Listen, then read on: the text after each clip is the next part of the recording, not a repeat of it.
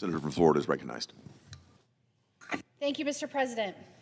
Tomorrow is Law Enforcement Appreciation Day. And it was my intention to come to the floor today and talk about some great officers and celebrate the men and women that put their lives on the line to protect us every day. And indeed, I encourage every American across this great nation to do just that. Say thank you for signing up courageously for an often thankless job. But in light of recent events, I feel I must address a more pressing issue. The horrific situation that occurred yesterday morning in Minnesota is tragic. Radical protesters intending to run over federal immigration officers with cars. That cannot happen. In fact, protesters that show up with intent to harass or obstruct or impede or aggressively approach or violently assault officers, it cannot happen. When they are doing their jobs, it is a precarious, often dangerous situations, and I can tell you that firsthand as the wife of a law enforcement officer. And I beg anyone thinking about participating in this kind of behavior to think twice for all involved.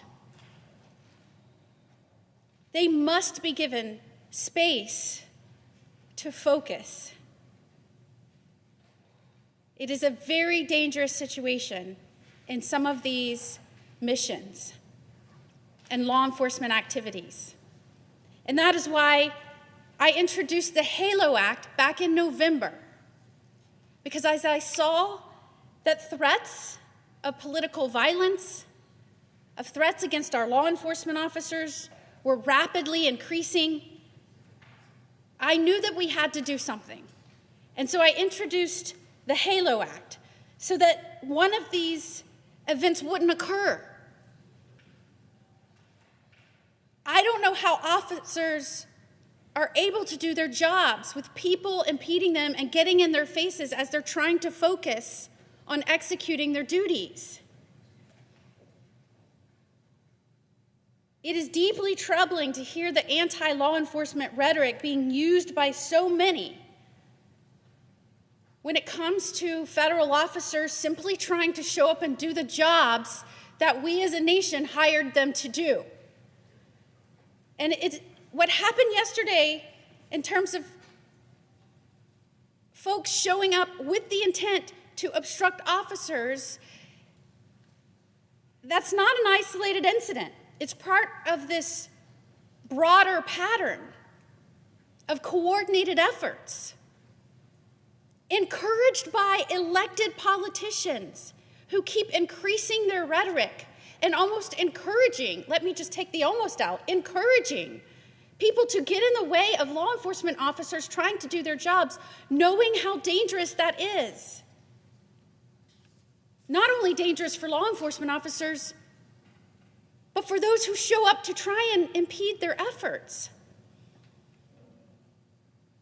Elected Democrat officials right now are using radical rhetoric and encouraging people in their cities and their states to harass and obstruct officers.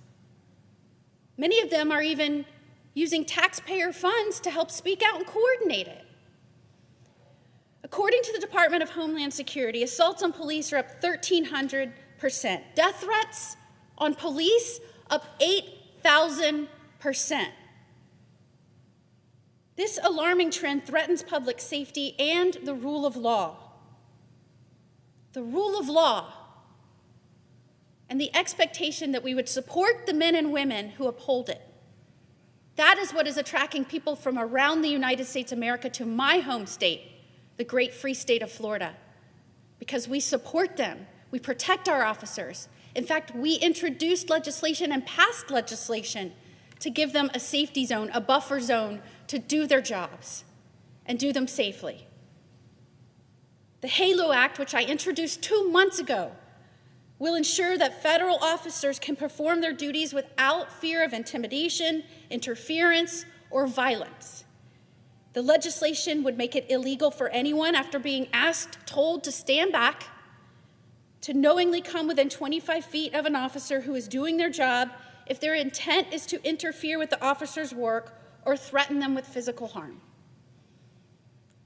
It's modeled after a law in Florida, and we know it will work. It will provide the necessary buffer zone to allow officers to focus on the execution of their duties, and that is what is safe for everyone. Essentially, the bill would institute these zones and keep the officers safe. It would also make sure that this buffer zone or safety zone is there to protect others. I implore my colleagues to join in this mission, in this proposed legislation, and co-sponsor the HALO Act. It is obvious we must act now to protect these officers that protect us. And we must send a message that targeted attacks, interference with the duties of officers, threats, harm, violence against law enforcement must end. We owe it to our communities. We owe it to the brave people that sign up for these jobs to strengthen the protections around them. Ahead of Law Enforcement Appreciation Day, we have to acknowledge that without the men and women that put on that badge every day, this would not be the country that we know. It is a fragile line between order and chaos. And the people that sign up to stand on that line, come what may, need to be protected, and this act would do just that. I urge my colleagues to join me and support the HALO Act to have our officers back, to ensure our communities are safe and that they can do their jobs. I yield back.